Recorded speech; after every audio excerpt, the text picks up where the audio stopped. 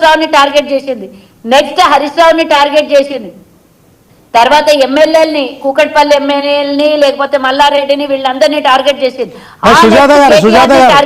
సుజాత గారు మీరు అన్నట్టు ఓకే, బీఆర్ఎస్ పార్టీ ఆమె వెనుకుండి నడిపిస్తుందని అంటున్నారు. అదే క్రమంలో కేసీఆర్ మాట్లాడాల్సిన అవసరం లేదు, మిగతా నాయకులు కొంతమంది మాట్లాడారు. ఆమెను పార్టీ నుంచి సస్పెండ్ చేయడం ద్వారా కేసీఆర్ ఆయన ఖచ్చితంగా దాంట్లో ఒక క్లారిటీ ఇచ్చాడు కదా. మీరు ఆమె వెనుక బీఆర్ఎస్ ఉన్నదని ఎట్లా చెప్తారు? నేను అదే చెప్తున్నా, డ్రామాలు ఎందుకు ఎక్కడైనా చేయొచ్చు, ఎంతైనా చేయొచ్చు.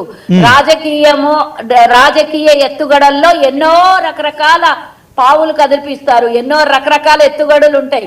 రాజకీయం అంటేనే ఎత్తులు, పై ఎత్తులు, కూవక్కులు ఎన్నో చెయ్యొచ్చు. అలాంటిదో పార్ట్ ఆఫ్ ఇది కూడా కావచ్చు కదా. నేను ఇన్ని మాటలు మాట్లాడుతున్నా, కేసీఆర్ మొన్న బయటికి వచ్చి తోలు తీస్తా తాట తీస్తా అన్నాడు. అదే తన బిడ్డ మాట్లాడినటువంటి మాటలకు ఎక్కడ కూడా ఆన్సర్ ఎందుకు చెప్పలేదు?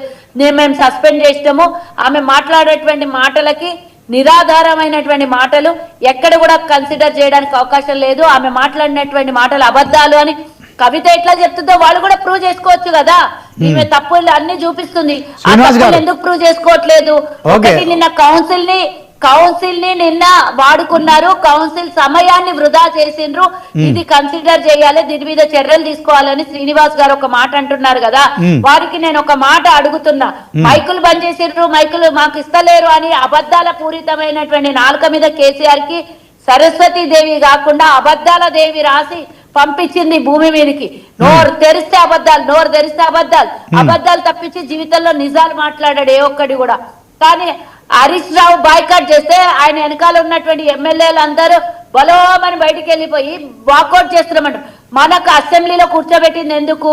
శాసనసభలో జరిగేటటువంటి చర్చల్లో వాదోపవాదాలు జరగాలి, ప్రతిపక్షము పక్షము రెండు కూర్చొని చర్చలు జరిపిన తర్వాతనే ఏదైనా శాసనం రాయబడుతుంది. తెలంగాణ 4 కోట్ల మంది ప్రజలకు సంబంధించినటువంటి చర్చలు అక్కడ జరగాలి. మీకు నచ్చితే ఉంటాం, నచ్చకపోతే బయటికి వెళ్తాము అనే మీరు ధోరణి ఎందుకు?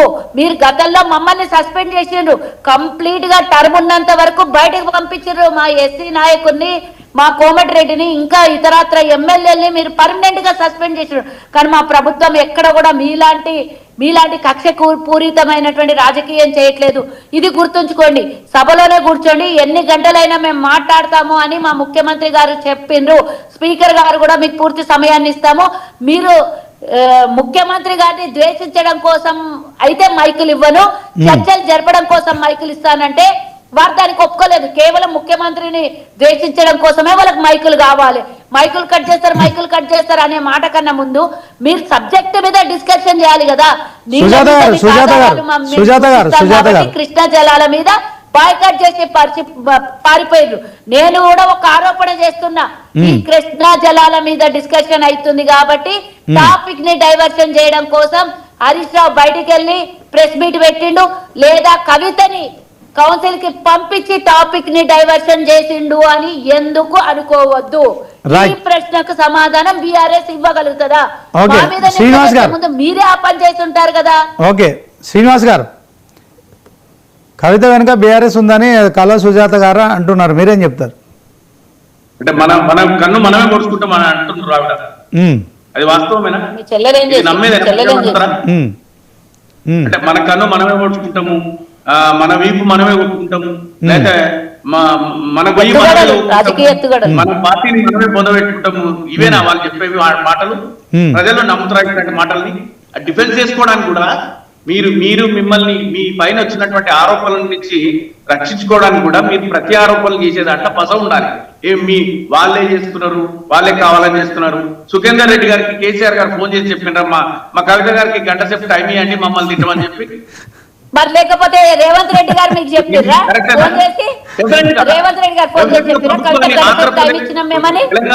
మాట్లాడితే కూడా విలువలు ఉండాలి.